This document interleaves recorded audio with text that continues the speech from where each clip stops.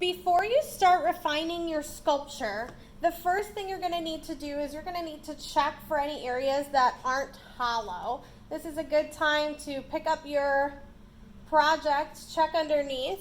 So I've got kind of this really heavy chunk here, and I'm not sure that it's going to be such a great fit. So I'm a little bit worried that it's going to be a little too thick. So one thing I can do is I can go in underneath and I can just do a little bit of hollowing out. So I've got these legs, but they're not that structural. If you've got structural legs and they're not as thick, if they're only a little bit thicker than your thumb, you may not want to hollow those out. But what I'm going to do is I'm going to just do a little hollowing out here so that I'm not removing the structure, but I'm giving it a little bit more areas for air to escape. If you didn't make your sculpture hollow, now is the time to cut it in half and hollow it out. I made mine using pinch pots, so I'm not going to need to do that because I made 2 pinch pots and then I also went and hollowed it out even more than the 2 pinch pots. So I'm just going through and I'm hollowing out my sculpture a little bit, taking some weight off of it. It's pretty heavy and it will get lighter with firing, but I don't necessarily want it to be this heavy.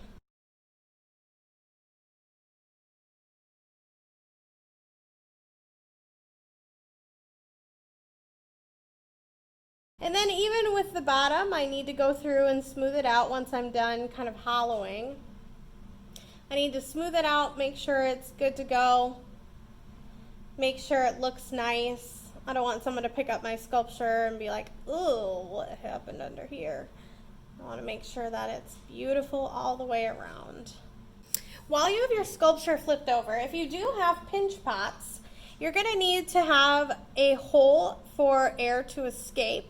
So the first thing I'm going to do is I'm going to poke a hole all the way through my pinch pot with my needle tool.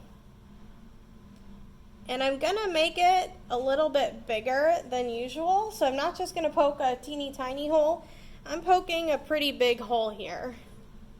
And you're going to do it in every area where you have trapped air. So any area that you've got a hollow inside, that's where you're going to poke a hole, and you can do it underneath. Some sneaky ways is going to be if you have a standing animal, you can poke a hole kind of under a leg so that you don't necessarily see it.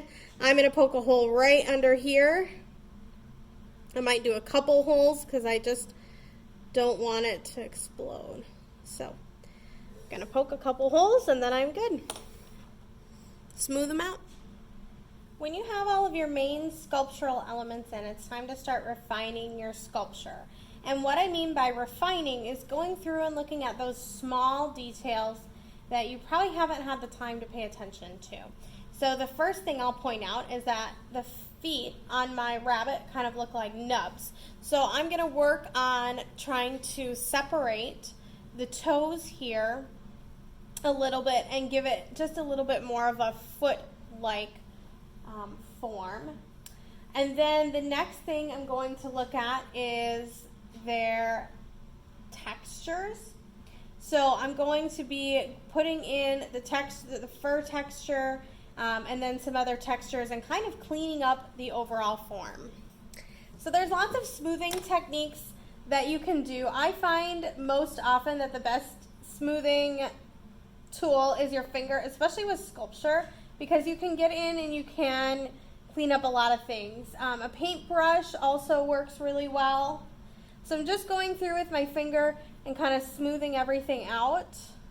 I can leave some texture. I kind of like some of this carved texture on the shell, and I think it'll work really well with glaze. So I might leave some textures. I'm looking at my project from every angle.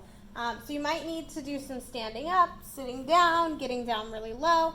And I am looking for any areas where I feel like I could smooth out, improve, all that fun stuff. So any area that I feel like doesn't look like it's finished, that's where I'm going through and I'm using my wooden modeling tool to start to kind of smooth out the edges. especially your slipped and scored edges. Look for any score marks that are kind of stray. Those will be hard to get out of your project if you wait until after it's fired. So you need to make sure that you're doing this part before it's fired and kind of refining all these edges.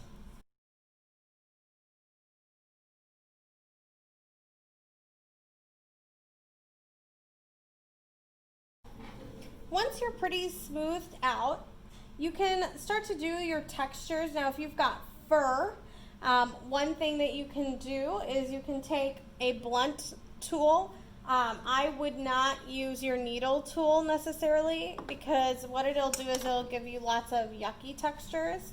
I would use something that's pointed, like your modeling tool. And if you've got fur, you're just going to draw it in the direction that the fur goes. So if it's short little hairs, you can draw your fur in that direction. So I'm looking at kind of my bunny picture as I go, and I'll make my strokes longer and change the direction as I go. So this is kind of what it'll look like as you go along.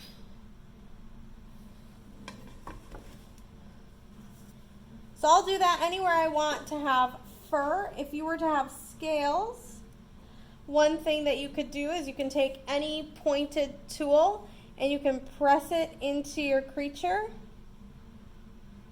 and it'll start to give you a sort of scaly texture like you can see on the nose. So there's lots of different textures. I would use your needle tool for almost none of them. So your needle tool is not great at texturing because it just creates kind of these weird holes in your piece, and then you don't really have the texture you want. You just have a bunch of really rough scratches. So use a pointed tool.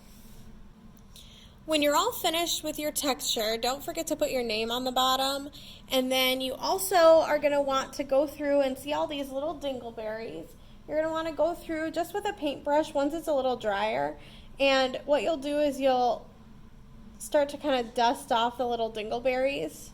And they should come off pretty easily. But you want to get them off so that they're not sharp. And then this will also, as you're taking your paintbrush, this will also start to sharpen any, or smooth any super sharp edges, because the bristles are so soft that you won't lose any texture, but it'll just get rid of those sharp edges. It should just soften them for you. So that's what you're going to do with your texture once you're all finished. Check it over. Make sure you've got some nice smooth spots. The texture is going to look really cool with glaze. So check through. Make sure that you've got what you need. Make sure it looks good all the way around. See, I've got my texture all the way around. And then this is going to be a shell, so it's nice and smooth. And I feel like I'm good to go. I'm going to put some more texture under here, but then I am all finished.